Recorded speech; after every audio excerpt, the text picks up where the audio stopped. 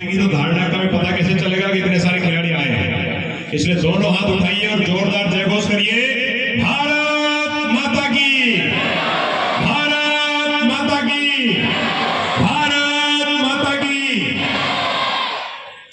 आज के इस जिला स्तरीय खेलकूद प्रतियोगिता में मंच पर विराजमान राजस्थान की राजनीति का वो चेहरा जो हम सबकी आवाज है, आदरणीय विधायक हमीर सिंह जी भायल साहब, मंच पर उपस्थित मां स्वरूपा, इस गांव की प्रथम नागरिक, परम सम्माननीय सरपंच महोदया, मंच पर उपस्थित भारतीय जनता पार्टी के हमारे पादरू के मंडल अध्यक्ष श्री मिश्रीमल जी निवासी, हमारे सिवाना के मंडल अध्यक्ष।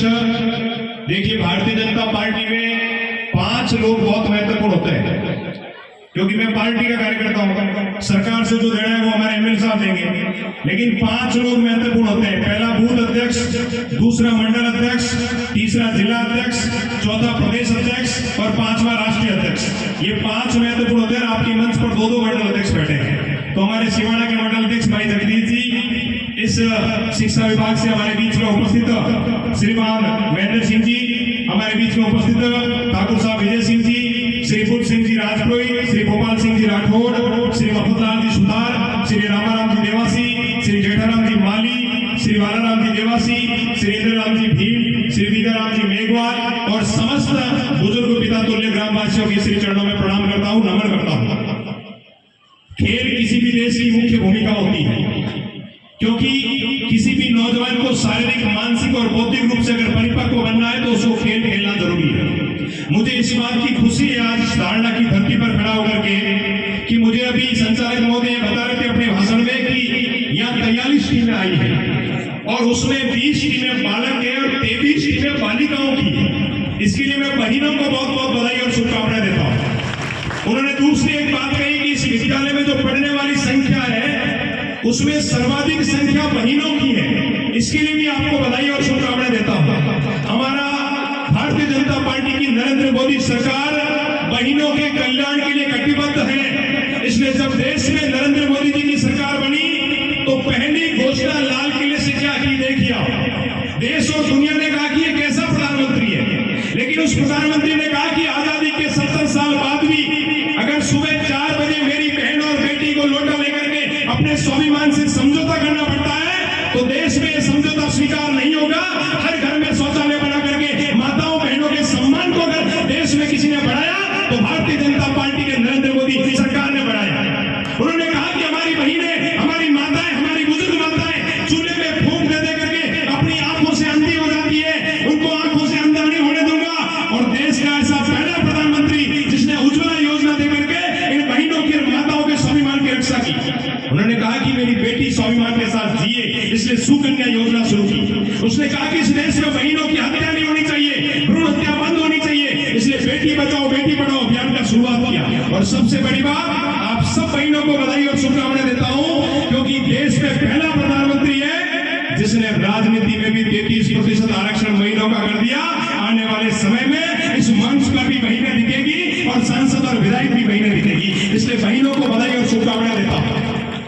किसी भी कार्यक्रम में और किसी भी खेल में 3 लोगों की भूमिका बहुत महत्वपूर्ण होती है। सबसे पहला खिलाड़ी जो दम दिखा करके उस खेल को खेलता है, दूसरा शिक्षक जो उस खिलाड़ी को तैयार करते हैं, और तीसरा भामाशाह जो पीठ पीछे कंधे पर हाथ रखते हैं कि आप प्रतिभाएं आगे बढ़िए, हम आपके लिए तैयार खड़े हैं। ऐसे तीनों महत्वपूर्ण लोगों की भूमिका से ही किसी खेल को सार्थक सिद्ध किया जा सकता है।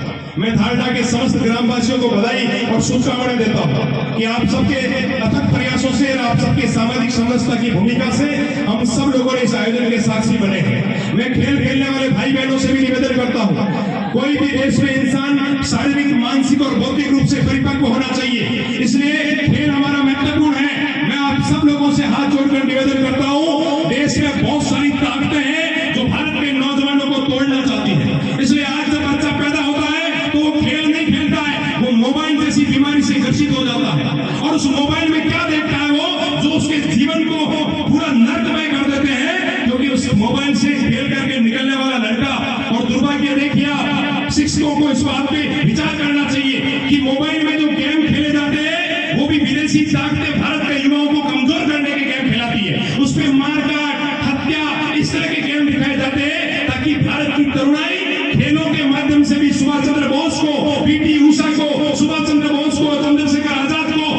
से इनको ऐसे लोगों को खेलों के माध्यम से भी उनको पता नहीं चलना चाहिए कि मेरे देश में कैसे कैसे लोग खड़े हुए हैं। हम चाहे तो इस मोबाइल पर भी महाभारत और रामायण को तैयार करके इस देश में राम और कृष्ण को पैदा कर सकते हैं। लेकिन हम सब लोगों ने देखा कि गांवों के खेल खत्म हो गए। हम कबड्डी खेलते थे, हम खो खो खेलते थे, हम मालदट्टी खेलते थे, हम गिल्ली डंडा खेलते थे, वो सारे खेल खत्म हो गए। और जो तरुणाई हमारी खड़ी हुई वो मोबाइल आधारित तरुणाई खड़ी हो गई। इसलिए मैं आप सब युवाओं से, माताओं बहनों से, खिलाड़ियों से आग्रह करता हूं, खेल खेलिए, अपने आप को मजबूत करिए। दिन में 2 घंटा अपने आप को शरीर के लिए दीजिए और खेल खेल करके अपने आप को शारीरिक, मानसिक और बौद्धिक रूप से मजबूत करिए। क्योंकि आप आने वाले भारत की तस्वीर है, आप आने वाले राष्ट्र की वो दिशा है जो आपके माध्यम से ये जो बहनें यहाँ बैठी है, उन बहनों से मैं निवेदन करूंगा, इस पंडाल में भी आपकी संख्या ज्यादा है, इस खेल में भी आपकी संख्या ज्यादा है।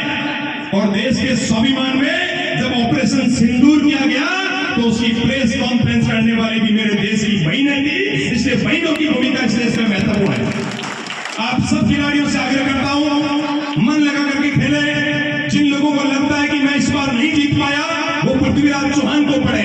हार और जीत 16-16 बार हारने के बाद में भी कैसे जीता जाता है, 16-16 बार जीतने के बाद में भी कैसे हौसला बढ़ता है, उन सब लोगों को देख करके हम आगे बढ़ेंगे। निश्चित तौर पर हम जिस खेल के माध्यम से यहाँ उपस्थित हुए हैं, उन सब लोगों से मैं आह्वान करूंगा और इस विद्यालय में पढ़ने वाले भाई बहन और 43 टीमों में आई हुई सभी छात्र शक्ति से एक निवेदन करता हूं। अभी इस देश में बहुत सारी विध्वंसकारी ताकतें खड़ी है और मुझे कहने में कोई शर्म नहीं है। हर तीसरे दिन हर घर से कोई बहन बेटी इधर से उधर हो रही है। इस समस्या को खत्म करना है तो मैं आप सब भाइयों और बहनों से आग्रह करता हूं, संस्कारवान बने, चरित्रवान बने। दुनिया में जीवन वापस नहीं मिलता है, इसलिए खूब खेलिए, खूब पढ़ाई करिए, खूब आगे बढ़िए। लेकिन मैं एक बात हर मंच पर कहता हूं और आज इस गांव की धरती पर खड़े रहकर के मेरे सब छोटे भाई बहनों को कहता हूं कि इस धरती पर माता पिता से बड़ा कोई भगवान नहीं है, माता पिता से बढ़कर के कोई ईश्वर नहीं है। इसलिए कोई भी जीवन में ऐसा काम मत करना जिससे आपकी माता पिता की आंखों में से आंसू आए। हर दिन वो काम करिए कि आपके समाज को आप पर गर्व हो, आपके माँ बाप को आप पर गर्व हो, आपके शिक्षक को आप पर गर्व हो। इसलिए सभी भाई बहन मिलकर के खेलते हुए आगे बढ़ते हुए अब शारीरिक, मानसिक और बौद्धिक रूप से परिपक्व बनकर के आने वाले समय में इस धारणा की स्कीम से निकले हुए खिलाड़ी न केवल धारणा का नाम रोशन करें, अपितु बालोतरा जिला और राजस्थान का नाम भी रोशन करें। आप सब लोगों को मैं बहुत बहुत बधाई और शुभकामनाएं देता हूं। आयोजकों ने हमको बुला करके जो मान सम्मान दिया, बहुत लंबा समय हो गया। नेताओं को बुलाने से कई दिक्कतें भी होती है। 9 बजे का खेल था, 12 बजे शुरू हुआ है, लेकिन नेताओं में, खिलाड़ियों में एक समानता भी होती है कि दोनों ही पटकनी देकर के आगे बढ़ने की ताकत रखते हैं। इसलिए मैं आप सब लोगों को एक बार पुनः बधाई और शुभकामनाएं देता हूं। ग्रामवासियों के श्री चरणों में प्रणाम करता हूं, सभी शिक्षकों को बधाई और शुभकामनाएं देता हूं और सभी खिलाड़ियों को आशीर्वाद देते हुए अपनी वाणी को विराम देता हूं। जय हिंद, जय भारत।